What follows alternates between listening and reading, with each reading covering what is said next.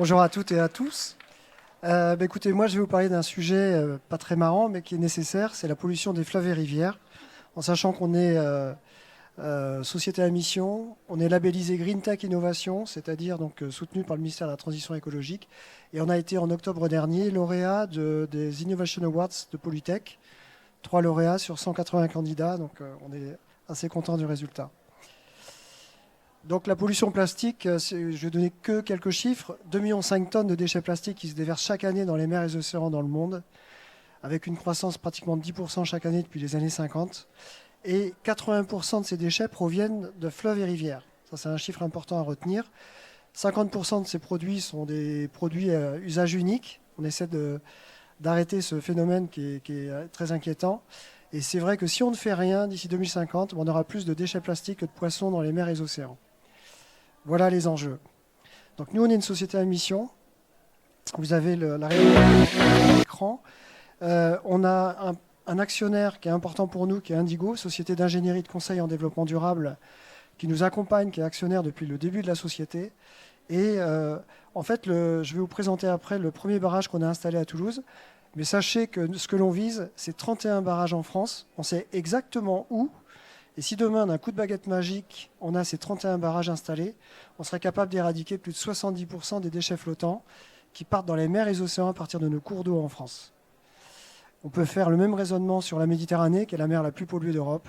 On sait où installer des barrages en Espagne, en Italie, en Afrique du Nord en particulier. Et donc, voilà un peu notre objectif. Là, vous avez un visuel du barrage de Toulouse. Je vais passer assez vite. On va collecter plus de 80% des déchets flottants de 1 mm et plus. Là, vous avez une petite vidéo qui présente le barrage en exploitation sous le pont de Blagnac, donc en aval de Toulouse.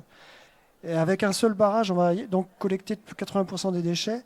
Il faut savoir que les collectivités, avant qu'on arrive sur le marché, la seule solution pour elles, c'était d'équiper des filets dans des exutoires. Donc les exutoires, c'est des grandes bouches d'égout qu'on peut trouver dans les villes.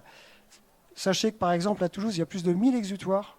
Donc si on devait installer avec un camion grue 1000 filets et l'entretenir toute l'année, ça coûterait des dizaines de millions d'euros minimum.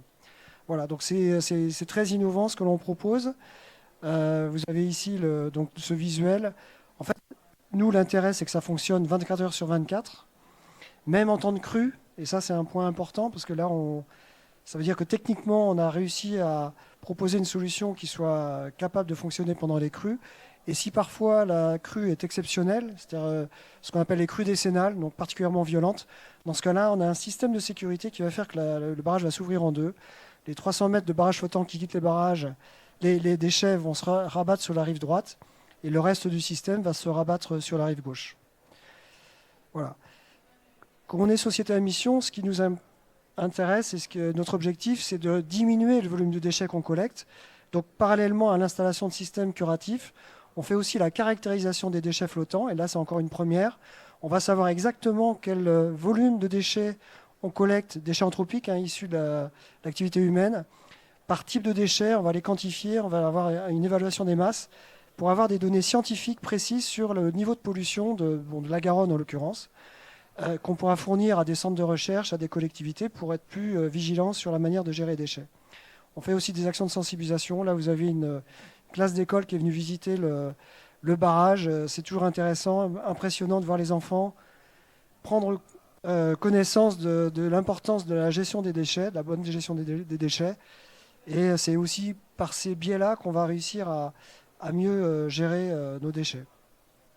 Le fléau étant mondial, et je finirai par ça, on veut aller plus vite pour pouvoir s'implanter en France et à l'international.